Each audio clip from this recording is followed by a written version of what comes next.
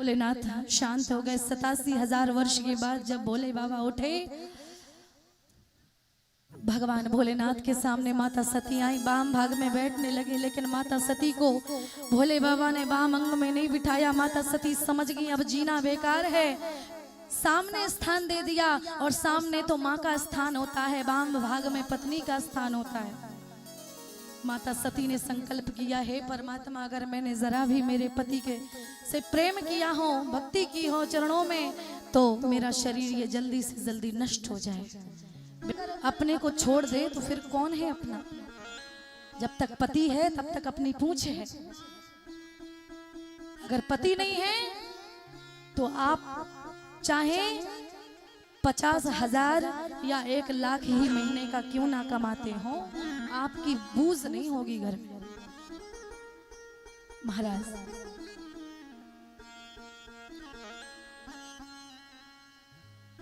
जैसे इतना देखा, तब तक भगवान कथा कहने लगे। भोले बाबा, माता सती ने देखा बड़े बड़े विमान जा रहे हैं। सती बिलो की बियो में विमाना, जात चले सुंदर विधि नाना। माता सती बोली, बाबा ये विमान कहाँ जा रहे? अब देखो कथा में हम थोड़ा जल्दी बढ़ेंगे, है ना। 3:45 बज गए और झांकी भी आएगी आपके सामने, माता काली की और भोलेनाथ की। माता सती ने देखे विमान, बोले कहाँ जा रही है विमान? बधुन समेत चले सुर सरवा। भोले बाबा बोले, ये हमारे ससुराल जा रहे हैं विमान, ससुराल। बोले प्रभु क्यों? भोलेनाथ बोले, इसलिए क्योंकि तुम्हारे पिताजी ने यज्ञ कराया है, अभी अभी प्रजापति बनाया गया उन्हें ब्रह्मा जी के द्वारा। बोले प्रभु तो हम भी जाएंगे। बोले नहीं नहीं, हम नहीं जा सकते, क्योंकि हमें निमंत्रण नहीं आया, और जहां पर बुलाया ना गया हो वहां जाना चाहिए क्या भैया? नहीं जाना चाहिए। मैया, ओ मेरी मैया, आप ही बताओ, जहां आपके पति का सम्मान ना हो, क्या वहां आप जाओगी? नहीं जाओगी। चाहे सोने की बारिश ही क्यों ना हो रही हो, भाव नहीं, आदर नहीं, नैनन नहीं स्नेह, तुलसी तहां ना जाइए, चाहे कंचन बरसे नहीं।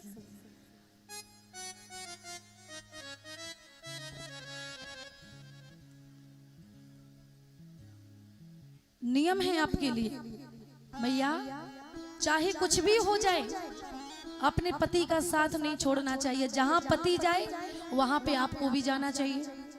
आप लोग कहोगे अच्छा, हाँ, अगर पति परदेश रह रहा है, परदेश में पति है, और पति कहे कि तुम घर पे रहो, बिल्कुल मत रहो, उसी के साथ रहो, जैसे वो रहता है वैसे रहो, जहां वो रहता है वहां रहो। माता सीता जंगल में रह सकती है, आप उसके साथ नहीं रह सकती घर में, है? शांति बनाए रखें। अगर पति इस बात से लड़े कि तुम मेरी बात नहीं मानती हो, मेरे घर में नहीं रहती हो, मैं जहां जाता हूं वहां चली आती हो, अगर इस बात से लड़ाई हो तो मेरी बात सुनो, 2 रोटी और एक्स्ट्रा खाओ और फिर पति से कहो अब आ जाओ बेटा, आओ। चाहे जैसे रहो, लड़के रहो, झगड़ के रहो, लेकिन पति के छाती पे मूंग धरो, उसी के साथ रहो। हर परिस्थिति में परछाई बन करके पत्नी को रहना चाहिए, यही उसका कर्तव्य है।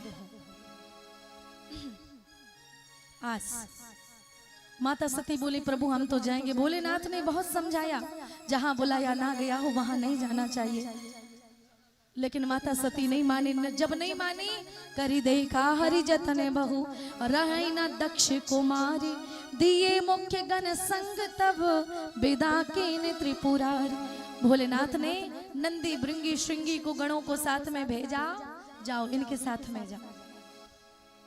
माता सती अपने मायके में गई, किसी ने सम्मान नहीं किया।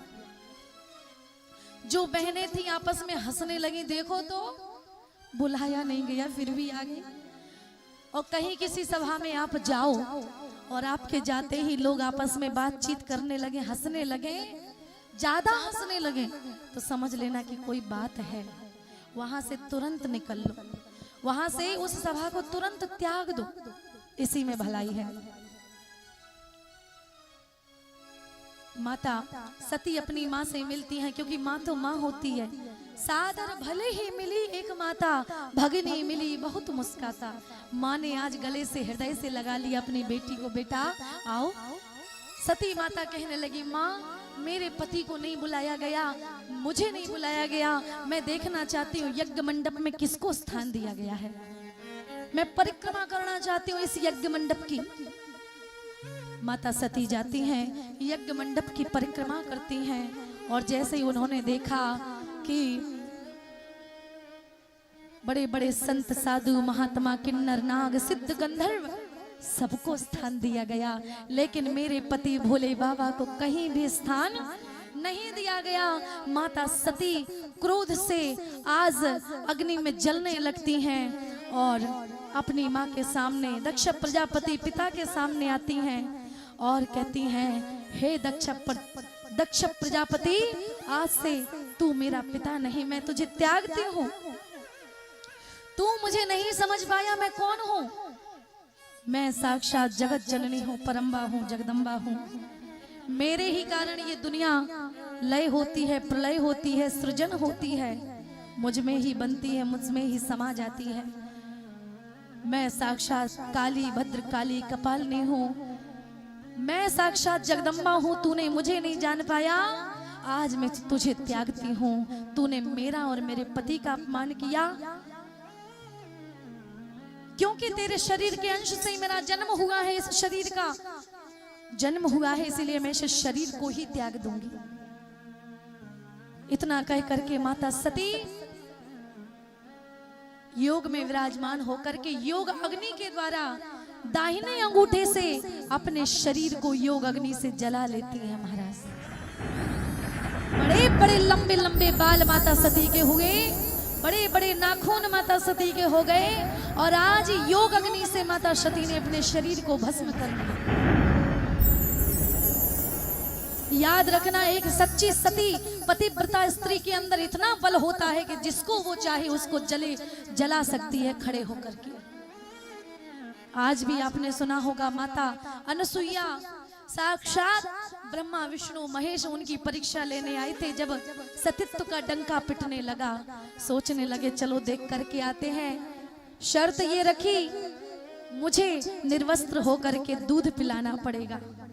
माता अनसुईया समझ गई, अपने पति के प्रति इतना वफादार थे, इतना लॉयल थे, अपने पति के प्रति इतना पातिव्रत धर्म था कि उसी पातिव्रत धर्म की शक्ति के कारण समझ गई ये साक्षात ब्रह्मा विष्णु महेश है। आज उनको 6-6 महीने का बालक बना दिया, सारे वस्त्र उतार करके। आज जैसे एक माँ अपने बच्चे को दुग्ध पान कराती है, गोदी में लेकर के ब्रह्मा विष्णु महेश को दूध पिलाया।